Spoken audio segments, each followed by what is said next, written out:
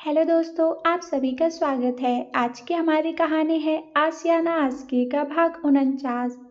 सुबह अनामिका उठी तो देखा कि आदित्य उससे पहले ही उठ चुका है और अपना बैग पैक कर रहा है। अनामिका उठी और कहा, आप कहीं जा रहे हैं? तो आदित्य ने अनामिका की बात को इग्नोर करते हुए कहा, गुड मॉर्निंग अनामिका। आदित्य जी, आप कहीं जा रहे हैं? अनामिका ने बेचैन होकर आदित्य के पास आते हुए कहा। आदित्य ने अनामिका के कंधों को पकड़ा और उसके चेहरे की ओर देखते हुए कहने लगा, मैं दिल्ली जा रहा हूँ अनामिका। ये मत पूछना इतनी जल्दी क्यों जा रहा हूँ, बस मेरा अभी जाना बहुत ज़रूरी है। ये बात आप मुझे कल भी बता सकते थे। अनामिका ने बड़े प्यार से आदित्य की शर्ट की कॉलर को ठीक करते हुए कहा, कल बताता तो तुम्हारे साथ इतना अच्छा वक्त नहीं बिता पाता अनामिका। मेरे जाने का नाम सुनकर तुम उदास हो जाती, बस इसीलिए नहीं बताया। और वैसे भी जाने से पहले अपने साथ हमारी कुछ यादें लेकर जाना चाहता था। अनामिका ने कुछ नहीं कहा, बस प्यार से आदित्य को देखते रही। अनामिका को अपनी ओर देखता पाकर आदित्य कहने लगा, इस बार आने में थोड़ी देर हो जाएगी अनामिका, लेकिन इस बार हमेशा के लिए तुम्हारे पास आऊँगा, कभी न वापस जाने के लिए। जवाब में अनामिका बस आदित्य के गले आ लगी। आदित्य समझ रहा था कि कहीं न कहीं अनामिका को उसके दूर जाने पर दुख हो रहा था, लेकिन ये आदित्य अपने और अनामिका के भविष्य के लिए ही तो कर रहा था। उसने अनामिका का सर सहलाते हुए कहा, मेरे जाने के बाद तुम अपना चाइल्ड होम वापस ज्वाइन कर लेना अनामिका। उन बच्चों का तुम्हारे सिवा कोई नहीं है। वहाँ उनके साथ रहोगी तो तुम्हारे सपने को भी एक मौका मिलेगा। दिल्ली से अपना ट्रांसफ़र यहाँ करवाकर हमेशा के लिए आ जाऊँगा। डैड का सपना भी तो पूरा करना है, उसकी एक मीटिंग दिल्ली में होगी। आप ज़रूर सफल होंगे और हमारी बिल्कुल चिंता मत कीजिए। हमारा ख्याल रखने के लिए यहाँ सब है, बस आप अपने काम पर ध्यान दीजिए। अनामिका ने कहा तो आदित्य ने अनामिका का सर चूमते हुए कहा, तुम हमेशा मुझे समझ जाती हो अनामिका। अब चलिए, मैं आपके लिए पैकिंग कर देती हूँ। कहकर अनामिका आदित्य का सामान जमाने लगी। उसे पता था आदित्य को कब क्या चाहिए होता है। आदित्य का बैग पैक करके अनामिका ने कहा, मैं आपके लिए नाश्ता बना देती हूँ। अनामिका, आदित्य ने थोड़ा उदास होकर कहा, हाँ, जाने से पहले तुम्हारे हाथ की एक कप चाय मिलेगी। आदित्य ने कहा तो अनामिका की आंखों में नमी तैर गई, लेकिन अनामिका ने आदित्य से छुपाते हुए कहा, बिल्कुल, आप नीचे आइए, हम बनाते हैं। अनामिका चली गई। अनामिका से दूर जाने के ख्याल से ही आदित्य थोड़ा सा उदास हो गया। जीजू और तनु दिल्ली वापस जाने की तैयारी कर चुके थे और अपने सामान के साथ हॉल में मौजूद थे। एक बार फिर राधा ने उनके साथ जाने के लिए ढेर सारे तोहफे और सामान रख दिया। नीता नाश्ता बना चुकी थी। अनामिका किचन में आकर आदित्य के लिए चाय बनाने लगी। उसकी आंखों के सामने आदित्य के साथ बिताए पल एक एक करके आंखों के सामने आने लगे। आदित्य जब अपना बैग लेकर नीचे आया तो उसे देखकर सुमित ने कहा, अरे साले साहब, कहीं जा रहे हैं क्या? हाँ जीजू, मैं भी आपके साथ दिल्ली जा रहा हूँ। आदित्य ने अपना बैग बाकी सामान के साथ रखते हुए कहा। जीजू ने सुना तो वे आदित्य के पास आए और कहा, ये क्या है आदित्य, अभी कुछ वक्त पहले ही तुम्हारी और अनामिका की शादी हुई है और इतने जल्दी तू वापस दिल्ली जा रहा? तुझे अनामिका के पास रुकना चाहिए। जीजू, मुझे पता है मुझे क्या करना है। वैसे भी मैं अपना ऑफिस दिल्ली से इंदौर शिफ्ट करने वाला हूँ। जीजू ने आगे कुछ नहीं कहा क्योंकि उन्हें पता था आदित्य कितना जिद्दी है। आदित्य तनु जीजू को लेकर डाइनिंग टेबल पर आ बैठा और सबके साथ नाश्ता करने लगा। काव्या की तो चीकू से बहुत अच्छी दोस्ती हो चुकी थी, इसलिए उसने आदित्य से कहा, मामू, हम चीकू को भी अपने साथ लेकर चलें। काव्या बेटा, चीकू अभी छोटा है ना, अपनी मम्मा के साथ रहता है। जब थोड़ा बड़ा हो जाएगा तब हम इसे अपने साथ लेकर चलेंगे। आदित्य ने प्यार से काव्या को समझाया तो काव्या ने चीकू की ओर देखकर मायूस सा मुंह बना लिया। अनामिका आदित्य के लिए चाय लेकर आई और उसके सामने रख दी। आदित्य चाय पीने लगा। एक घूंट पीते ही मुस्कुराने लगा। अनामिका ने देखा तो अपनी भौहें उचकाई। आदित्य ने उसकी ओर आकर धीरे से कहा, चीनी नहीं है इसमें। अनामिका को याद आया, आदित्य के बारे में सोचते हुए वह चाय में चीनी डालना ही भूल गई। उसने धीरे से कहा, सॉरी। जवाब में आदित्य ने उसके हाथ पर अपना हाथ रख दिया और पलकें झपका दी। ये सारा नज़ारा जीजू अपनी आंखों से देख रहे थे। उन्होंने धीरे से तनु से कहा, एक पल नहीं रह सकते ये दोनों एक दूसरे के बिना। ये जानते हुए भी आदित्य वापस दिल्ली जा रहा है। सुमित पिछले 1 महीने से वो अपने काम से दूर है, उसे जाना चाहिए।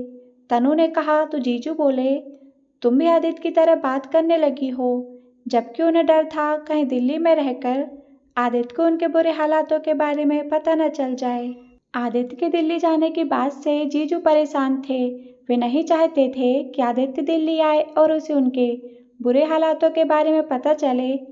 खैर, नाश्ता करने के बाद आदित्य उठा और राकेश जी से मिला। राकेश जी ने उसे गाड़ी ले जाने को कहा।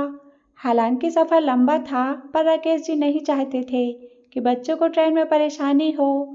आदित्य भी मान गया, क्योंकि दिल्ली में रहते हुए कुछ महीने उसे गाड़ी की ज़रूरत थी। रघु ने सबका सामान पीछे डिग्गी में रख दिया। सोमे, जीजू और तनु ने सबसे विदा ली और गाड़ी में आकर बैठ गए। काव्या ने चीकू के गाल पर किस करके पीछे तनु के पास जाकर बैठ गई। आदित्य ने आकाश को आंखों ही आंखों में कुछ इशारा किया तो आकाश ने अंगूठे से सब ओके होने का साइन दे दिया। सबसे मिलने के बाद आदित्य अनामिका के पास आया और उसके गाल को पैर से छूकर कहा, मैं जल्दी ही वापस आऊँगा, हम इंतजार करेंगे। अनामिका ने मुस्कुराकर कहा। राधा के पैर छूकर आदित्य गाड़ी में आकर बैठ गया और फिर वहां से निकल गया। सभी अंदर चले आए। नाश्ता करके आकाश और राकेश ऑफिस चले गए। दादू बाहर बगीचे में रघु से काम करवा रहे थे, साथ साथ खुद भी पौधे की काट छांट कर रहे थे। राधा दूसरे कामों में लगी थी और नीता चीकू को लेकर ऊपर चली गई। आदित्य के बिना अनामिका को ये घर अब काटने को दौड़ रहा था। आदित्य था तब अनामिका हर वक्त बिजी रहती, अब जैसे उसके पास करने को कुछ था ही नहीं। नाश्ता करने के बाद अनामिका अपने कमरे में चली आई। आदित्य के कपड़े पड़े थे, उन्हें उठाकर समेटा और कबर्ड में रख दिया। अनामिका की नज़र टेबल पर रखी आदित्य की तस्वीर पर गई। अनामिका ने उसे उठाया और अपने दुपट्टे से पोंछने लगी। तभी अनामिका का फ़ोन बजा। अनामिका ने तस्वीर को रखा और बेड पर पड़ा अपना फ़ोन उठाया। Hello hello ma'am, Akhilesh here, child home के मैनेजर अखिलेश ने कहा। जी अखिलेश जी, बताइए, सुबह सुबह फ़ोन किया आपने। मैम सॉरी, मैं जानता हूँ आप बहुत बिजी रहती हैं, लेकिन प्लीज़ एक बार यहाँ आकर बच्चों से मिल लेती तो उन्हें अच्छा लगता। हम आपको फ़ोन करने ही वाले थे। आज से हम रोज़ वहाँ आकर काम देखेंगे। तो अखिलेश ने खुश होकर पूछा, क्या आप सच कह रही हैं? जी, फिर तो मैं अभी के अभी जाकर बच्चों को ये गुड न्यूज़ सुनाता हूँ, वे बहुत खुश हो जाएंगे। तो अनामिका बोली, जी बिल्कुल, हम आज दोपहर में आएंगे। ठीक है मैम, मैं आपके लिए गाड़ी भिजवा देता हूँ। नहीं, इसकी ज़रूरत नहीं है, हम आ जाएंगे। Okay ma'am, we are waiting for you, Akhilesh ने कहा और फ़ोन काट दिया। अनामिका ने फ़ोन रखा और अपने काम में लग गई। अनामिका अपने उस सपने को भूलना नहीं चाहती थी जिसके लिए उसने अपनी माँ से वादा किया था। दोपहर में अनामिका ने राधा से चाइल्ड होम जाने की इच्छा जाहिर की तो उन्होंने खुशी खुशी अनामिका को जाने को कहा और अपना काम संभालने को कहा। दोपहर में जब आकाश घर आया तो अनामिका ने उसे चाइल्ड होम तक छोड़ने को कहा। आकाश खुशी खुशी अनामिका को लेकर चल पड़ा। अनामिका को चाइल्ड होम छोड़कर आकाश अपनी मीटिंग के लिए चला गया। चाइल्ड होम के मेन गेट पर खड़ी अनामिका ने सर उठाकर नेम प्लेट को देखा जिस पर लिखा हुआ था गीता चाइल्ड होम। नम आंखों के साथ अनामिका मुस्कुरा दी। वॉचमैन ने जब अनामिका को देखा तो झट से दरवाज़ा खोलते हुए कहा, नमस्ते मैडम। नमस्ते काका, कैसे हैं आप? मैं ठीक हूँ मैडम, बहुत दिनों बाद आप यहाँ आई। हाँ काका, शादी के बाद थोड़ा व्यस्त हो गए थे, अनामिका ने कहा और फिर वहाँ से आगे बढ़ गई। अनामिका अंदर आई, लेकिन वहाँ न बच्चे थे न अखिलेश। अनामिका को थोड़ी हैरानी हुई। उसने इधर उधर देखा, लेकिन कोई दिखाई नहीं दिया। अनामिका वापस जाने के लिए जैसे ही मुड़ी, ऊपर से फूलों की बारिश होने लगी। खुशी से अनामिका वापस पलटी। सभी बच्चों के साथ अखिलेश खड़ा था। अनामिका को वहाँ देखकर सभी बच्चे खुशी से खेल उठे। अनामिका भी उन्हें देखकर खुश हो गई और सबके पास चली आई। अनामिका सबसे मिली और फिर अपने ऑफिस में चली आई। अखिलेश के अलावा इस चाइल्ड होम में 10 स्टाफ और 35 बच्चे थे। बच्चों से मिलने के बाद अनामिका ऑफिस में चली आई। उसने अखिलेश से बच्चों का रूटीन और फाइल्स दिखाने को कहा। सभी डाटा देखने के बाद अनामिका ने कहा, ये सब क्या है अखिलेश जी? जब सारी फैसिलिटी प्रोवाइड करवाई गई है तो बच्चों को क्यों नहीं मिल रहा? एक्चुअली मैम 2 महीने पहले आपने जो चेक दिए थे उनके बाद से कोई चेक नहीं आया है। मैंने आपसे बात करने की कोशिश भी की लेकिन आप बिजी थी। हमारी वजह से बच्चों को कितनी परेशानी हो रही है जानते हैं ना आप। खैर ये सब बातें छोड़िए, हम आज ही सब अरेंजमेंट करवा देते हैं। अनामिका ने कहा तो अखिलेश ने हाँ में अपना सर हिला दिया। कुछ देर बाद अखिलेश वहां से चला गया और अनामिका अपनी कुर्सी से उठकर खिड़की के पास चली आई। वहां खड़ी होकर वह बाहर खेल रहे बच्चों को देखने लगी। उन्हें देखकर अनामिका को एक अलग ही सुकून मिल रहा था। चपरासी केबिन में चाय रखकर चला गया। अनामिका ने चाय उठाई और पीने लगी। ड्राइव करते हुए आदित्य जब थक गया तो एक अच्छी सी जगह देखकर उसने गाड़ी रोक दी। सभी नीचे उतरे और अंदर चले आए। आदित्य ने सबके लिए चाय और कुछ खाने का ऑर्डर करने चला गया। जीजू भी उसके साथ पीछे पीछे चले आए और कहा, ये तूने सही नहीं किया आदित्य। अनामिका को ऐसे अकेले छोड़कर नहीं आना चाहिए था तुम्हें। अनामिका समझदार है जीजू, उसे पता है कि कब कौन सा काम जरूरी होता है। तो जीजू बोले, हाँ हाँ बहुत समझदार हो ना तुम दोनों। बिल्कुल, आदित्य ने कहा तो जीजू थोड़ा अपसेट हो गए। आदित्य ने देखा तो उनके पास आया और उनके कंधे पर हाथ रखते हुए कहा, ये समझदारी भी मुझ में आपके साथ रहते हुए आई है जीजू। रिश्तों को कब कितनी अहमियत देनी चाहिए ये भी मैंने आपसे ही सीखा है।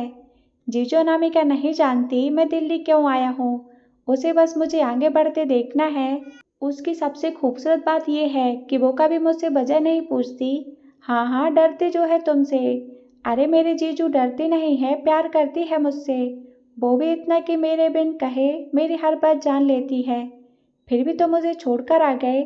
जीजू ने आदित्य को देखकर कहा तो आदित्य बोला, अब बस भी करो यार, मुझसे ज्यादा तो आप अनामिका के बारे में सोच रहे हैं। कहीं आपका। आदित्य ने जीजू को छेड़ने के लिए कहा, छी छी कैसी बातें करता है नालायक, मेरी बेटी जैसी है वो। जीजू ने कहा तो आदित्य हंस पड़ा और कहा, तो फिर चले ससुर जी, थोड़ा खा पी लेते हैं। आदित्य की बात सुनकर जीजू पहले तो गुस्सा हुए और फिर एकदम से मुस्कुरा उठे। दोनों तनु और काव्या के पास आए और ट्रे टेबल पर रखकर वहीं बैठ गए। आदित्य सबके लिए चाय और सैंडविच लेकर आया था और काव्या के लिए जूस और ब्रेड। सभी बातें करते हुए खाने लगे। शाम के 4 बज रहे थे। आदित्य को थका हुआ देखकर जीजू ने उसे साइड में बैठने को कहा और खुद ड्राइवर सीट पर चले आए। सफर लंबा था इसलिए तनु और काव्या भी थक चुकी थी। काव्या तनु की गोद में सर रखकर लेट गई और तनु ने भी आंखें मूंद कर सीट से लगा लिया।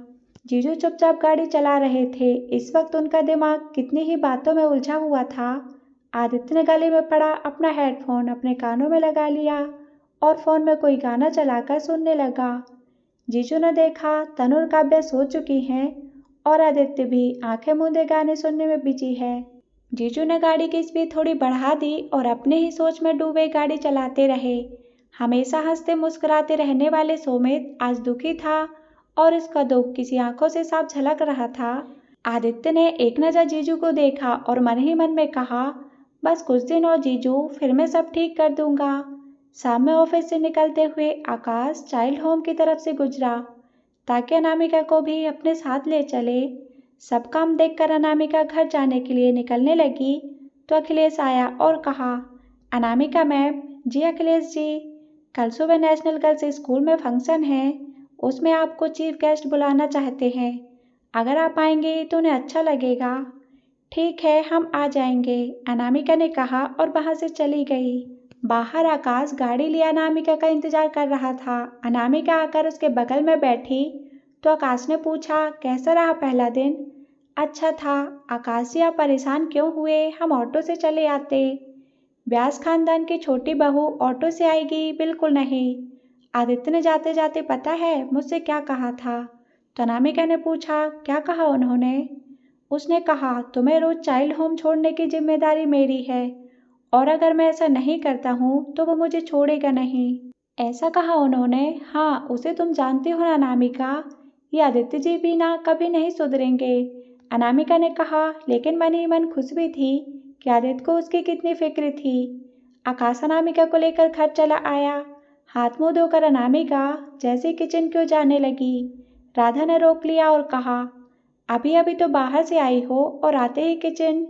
लेकिन माँ, आप और भाभी अकेले, अनामिका ने कहना चाहा तो राधा ने रोक दिया और कहने लगी, मुझे काम करने की आदत है और तुम अब से अपना चाइल्ड होम संभालो। घर का काम करने के लिए मैं और नीता है ना। आदित्य जी ने आपसे कुछ कहा है क्या? अनामिका ने पूछा। उस नालायक की बात कौन सुनेगा, मैं तो अपनी ओर से कह रही हूँ। चलो जाओ अपने कमरे में, राधा ने कहा तो अनामिका चुपचाप ऊपर चली आई। अनामिका को आते देखकर अवनी ने कहा, हे अनामिका, यहाँ आओ। क्या हुआ अवनी? कल सुबह मैं हनी को एयरपोर्ट छोड़ने जा रही हूँ। तुम बताओ ना, इन दोनों में से क्या पहन कर जाऊँ? अवनी ने 2 ड्रेस अनामिका के सामने करके कहा। तो अनामिका बोली, कुछ भी पहन कर जाओ, क्या फर्क पड़ता है। ओ मैडम, हनी से मिलने जा रही हूँ, मैं कोई कॉलेज के फेयरवेल में नहीं कि कुछ भी पहन के जाऊँ।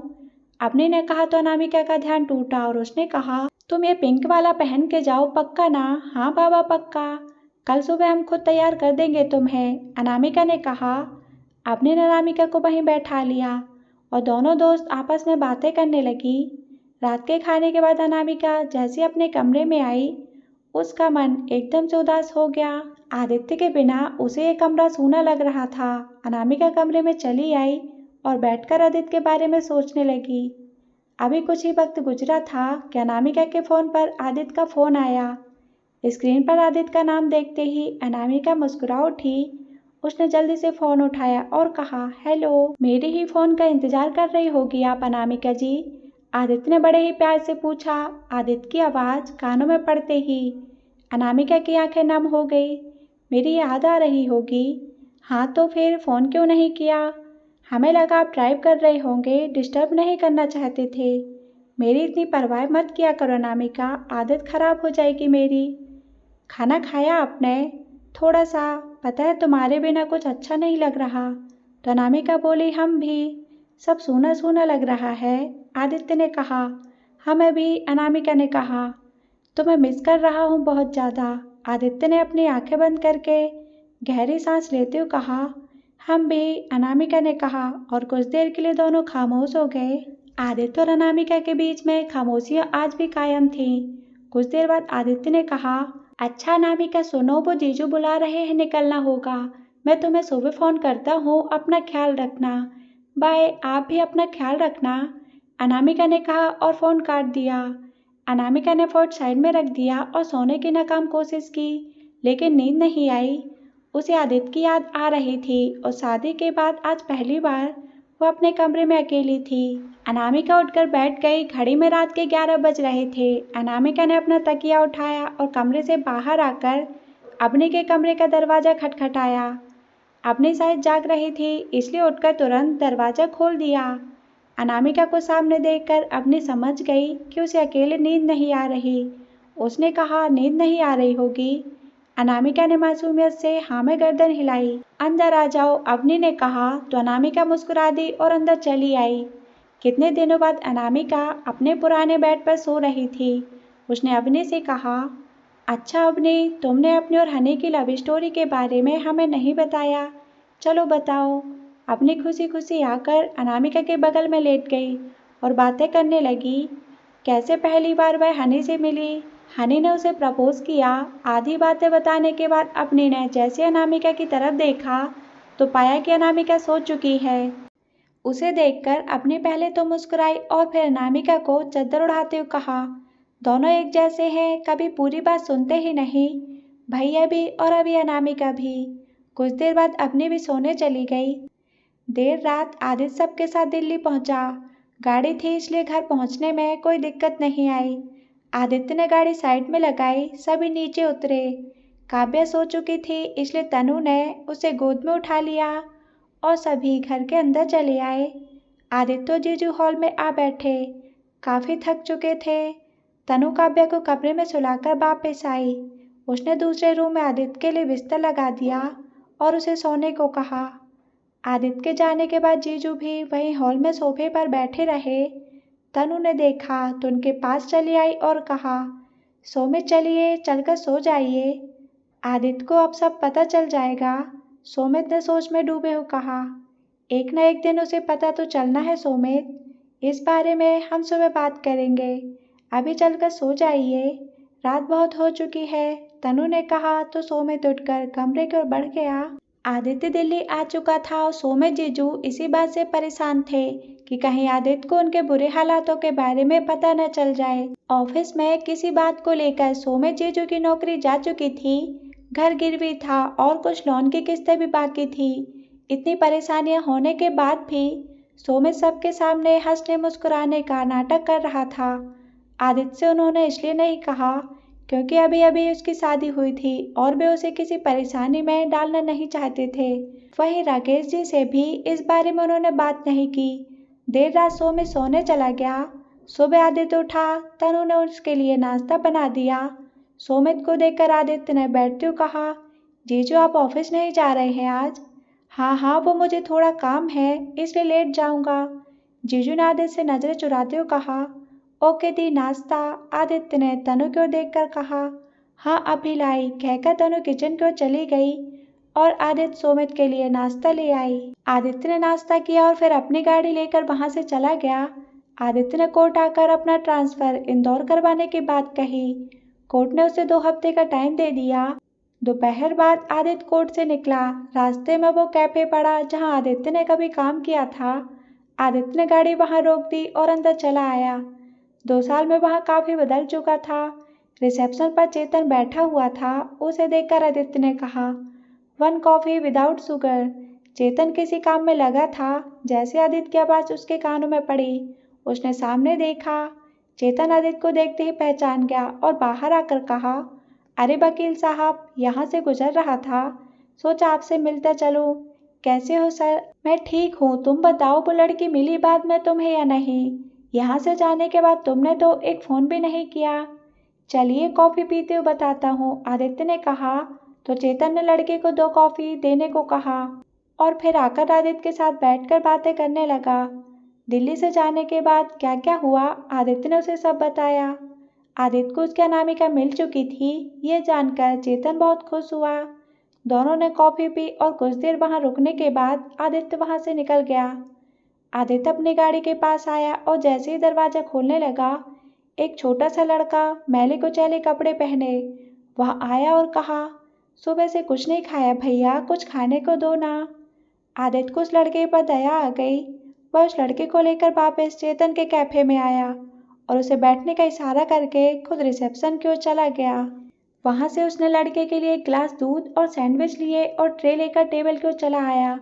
लड़के ने खाना देखा तो उसके चेहरे पर प्यारी सी स्माइल आ गई। आदित्य ने उसे खाने को कहा और पैसे चुकाकर वहां से चला गया।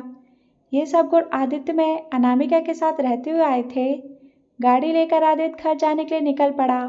शाम के 5 बज रहे थे। आदित्य जैसे ही घर पहुंचा, देखा घर के बाहर एक गाड़ी खड़ी है। आदित्य अंदर आया। उसे देखते ही काव्या दौड़कर आई और आदित्य से लिपटते हुए कहा, मामू देखो ना ये सब लोग। डर के मारे बाकी सब शब्द काव्या के मुंह से अटक गए। आदित्य ने काव्या को साइड किया और आगे आया। एक आदमी जो जीजू को धमका रहा था। आदित्य ने उसके कंधे पर हाथ रखा तो आदमी गुस्से से पलटा और आदित्य को धकेलते हुए कहा, कौन है बे तू? ये हमारा आपस का मामला है, बीच में मत पड़, समझा? जीजू कौन है ये लोग और ऐसे घर में कैसे घुस आए? आदित्य ने सोमित से पूछा। ए समझ में नहीं आया तेरे को, चल निकल यहाँ से। आदमी ने जैसे आदित्य के कंधे पर हाथ रखा, आदित्य ने गुस्से से एक घूंसा उसके गाल पर मारा। एक ही बार में उछलकर आदमी नीचे जा गिरा। दी काव्या को अंदर लेकर जाइए, आदित्य ने गुस्से से अपनी शर्ट की बाजू को फोल्ड करते हुए कहा। तनु काव्या को लेकर वहां से चली गई। आदित्य भी बाजू फोल्ड कर ही रहा था कि तभी दूसरे लड़के ने उसे मारने के लिए जैसे हाथ बढ़ाया। आदित्य ने उसे पीटना शुरू कर दिया। फिर क्या था, एक के बाद एक करके आदित्य ने उन्हें मारना शुरू किया। अबे तू है कौन और क्यों मार रहा है हम सबको? पीटने वालों में से एक जन ने कहा। लेकिन आदित्य ने कोई जवाब नहीं दिया और सबको पीटते हुए घर से बाहर लापटका। अपनी जान बचाने के चक्कर में सारे वहां से भाग गए। आदित्य आकर घर के दरवाजे के सामने की सीढ़ी पर बैठ गया। गुस्सा उसकी आंखों में साफ झलक रहा था। सोमे जीजू बाहर आए। उन्होंने जैसे ही आदित्य के कंधे पर हाथ रखा, आदित्य ने अपना कंधा झटक दिया और कहा, कौन थे ये लोग? आदित्य मेरे ऑफिस के लोग, सोमित ने जैसे ही कहना चाहा। आदित्य गुस्से में उठा और जीजू का हाथ पकड़कर उन्हें अंदर ले आया। अंदर तनु और काव्या भी थे। आदित्य ने जीजू का हाथ छोड़कर गुस्से से कहा, ऑफिस के लोग नहीं है वो, और ये मैटर ऑफिस का नहीं है जीजू, पर्सनल है। सुमित ने कुछ नहीं कहा तो आदित्य ने उनकी ओर देखकर कहा, आज आपके ऑफिस जाकर आया था मैं, आप वहाँ नहीं थे। जीजू एटलीस्ट मुझे तो बता सकते हैं ना क्या मामला है। आदित्य की बातें सुनकर जीजू कहने लगे, दिल्ली का कोई बड़ा कॉन्ट्रैक्टर है अपनी किसी बिल्डिंग के लिए, वो अपने पेपर लेके मेरे ऑफिस आया था। मेरे सभी साथियों ने उस पर साइन कर दिया, लेकिन मैंने नहीं किया क्योंकि वो इलीगल था। उसी फाइल की वजह से मुझे डराया धमकाया जा रहा है। ऑफिस में मैंने पेपर्स की हेरा फेरी की है, ऐसा इल्जाम लगाकर नौकरी से निकाल दिया है। जो लोग यहाँ आए थे उसी कॉन्ट्रैक्टर के आदमी हैं। ये घर खाली करवाने आए हैं, उन पेपर्स पर साइन करने के अलावा मेरे पास और कोई चारा नहीं है। ये सब आप मुझे अब बता रहे हैं? क्या सच में इतना पराया समझ लिया आपने मुझे? पिछले 1 महीने से आप ये सब टेंशन झेल रहे हैं, एक बार भी बताना जरूरी नहीं समझा आपने? जीजू उसके पास आए और कंधे पर हाथ रखते हुए कहा, कितनी परेशानियों के बाद तुम और अनामिका एक हुए थे। मैं नहीं चाहता था तुम्हारी जिंदगी में कोई और परेशानी आए। आपने उस कॉन्ट्रैक्टर की कंप्लेन क्यों नहीं की? सब पुलिस वाले उसकी मुट्ठी में। आदित्य, मैंने सब कोशिश की लेकिन सब ने मुझसे ही झुकने को कहा। आदित्य का सोफे पर बैठ गया। उसके दिमाग में सैकड़ों चीजें एक साथ चलने लगी। कुछ देर बाद काव्या आदित्य के पास आई और आंखों में आंसू भरकर कहा, ये लोग हमें घर से निकाल देंगे मामू। आदित्य ने सुना तो उसने काव्या को अपने पास बुलाया और उसे गले लगाकर कहा, डरो मत काव्या, मैं हूं ना, मैं सब ठीक कर दूंगा। काव्या आदित्य की गोद में दुबकी रही। उस रात किसी ने खाना नहीं खाया। काव्या को आदित्य ने थोड़ा बहुत खिला दिया और अपने पास ही सुला लिया। काव्या का सर सहलाते हुए आदित्य सोच में डूबा हुआ था। देर रात अनामिका के फोन से आदित्य की तंद्रा टूटी। आदित्य ने फोन उठाया और कहा, हाँ अनामिका कहो, हमने आपको डिस्टर्ब तो नहीं किया? नहीं, मैं जाग रहा था। कैसे हैं आप? सुबह से आपने कोई फ़ोन नहीं किया, मैसेज नहीं किया, सब ठीक तो है ना वहाँ? अनामिका ने चिंता जताते हुए पूछा। हाँ अनामिका, सब ठीक है, थोड़ा सा काम में बिजी था इसलिए फ़ोन नहीं कर पाया। आदित्य ने अनामिका से झूठ ही कह दिया। जानते ही थे हम कि वहाँ जाने के बाद आप थोड़ा बिजी हो जाएंगे। ऐसी बात नहीं है अनामिका, बस काम के सिलसिले में थोड़ा सा मैं जल्दी ही वापस आऊँगा। हम आपसे शिकायत नहीं कर रहे आदित्य जी। अच्छा ये बताइए, खाना खाया आपने? हाँ हमने खा लिया। आप कुछ परेशान लग रहे हैं हमें। आदित्य की बातों से अनामिका ने भांप लिया। नहीं, मैं ठीक हूँ, थोड़ा थक गया हूँ अनामिका, मैं तुमसे सुबह बात करूँ प्लीज़? हाँ आप सो जाइए, गुड नाइट, कहकर अनामिका ने फ़ोन काट दिया। ना चाहते हुए भी आदित्य को अनामिका से झूठ बोलना पड़ा। वह नहीं चाहता था कि अनामिका परेशान हो। आदित्य ने कुछ फ़ोन कॉल्स किए और कुछ डिटेल्स मांगी। देर रात आदित्य सोने चला गया।